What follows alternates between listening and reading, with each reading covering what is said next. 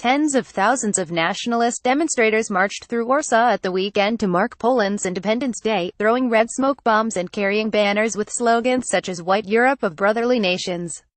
Police estimated 60,000 people took part in Saturday's event, in what experts say was one of the biggest gathering of farright activists in Europe in recent years.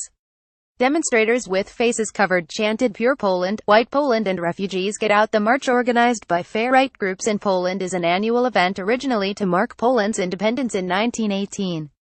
But according to Nick Lowles, from UK anti-extremism group Hope Not Hate, it has become an important rallying point for international farright groups. The numbers attending this year seem to be bigger, and while not everyone on the march is a farright activist or fascist, it is undoubtedly becoming more significant and is acting as a magnet for farright groups around the world. Farright marchers brandish banners depicting a red falunga, a farright symbol dating from the 1930s. Photograph Yanek Skarzinski FBGT images. Some participants marched under the slogan "We Want God," words from an old Polish religious that the U.S. President, Donald Trump, quoted during a visit to Warsaw earlier this year. Speakers encouraged attendants to stand against liberals and defending Christian values. Many carried the national white and red flag, while others held banners depicting a falunga, a farright symbol dating to the 1930s. A demonstrator interviewed by state television TVP said he was on the march to remove Jewry from power. Among the farright leaders attending the march was the former English Defence League leader Stephen Lennon, better known as Tommy Robinson, and Roberto Fiore from Italy. It also attracted a considerable number of supporters of Poland's governing Conservative Law and Justice PiS party. TVP, which reflects the conservative government's line, called it a great march of patriots, and in its broadcasts described the event as one that drew mostly ordinary Poles expressing their love of Poland, not extremists. "It was a beautiful sight," the Interior Minister, Mariusz Błaszczak, said.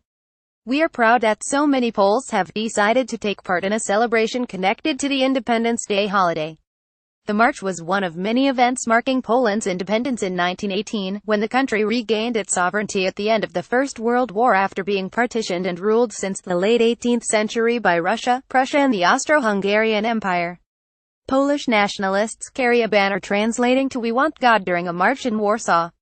Photograph Jacektor Zikepa. A smaller counter-protest by an anti-fascist movement took place on Saturday where, although organizers tried to keep the two groups apart, nationalists pushed and kicked several women who had a banner saying "Stop Fascism" and chanted anti-fascist slogans. "I'm shocked that they're allowed to demonstrate on this day. It's 50 to 100,000 mostly football hooligans hijacking patriotism," said a 50-year-old Briton, Andy Eddles, a language teacher who has been living in Poland for 27 years. "For me it's important to support the anti-fascist coalition and to support fellow Democrats, who are under pressure in Poland today." Earlier in the day, the president, Andrzej Duda, presided over state ceremonies also attended by the European Council President, Donald Tusk, a former Prime Minister of Poland. Tusk's appearance comes at a time when Warsaw has been increasingly at odds with Brussels because of the PiS government's controversial interference in the courts, large-scale logging in a primeval forest and a refusal to accept migrants. Relations between PiS and Tusk have been so tense that Poland was the only country to vote against his re-election as council president in March. This article was amended on the 17th of November 2017 to remove a quotation from one example of anti-Islam hate speech attributed to a banner displayed at the event. The quotation was removed after CNN, an initial source but itself unable later to verify that a banner with those words had been displayed, drew a reference to it from the CNN report of the event.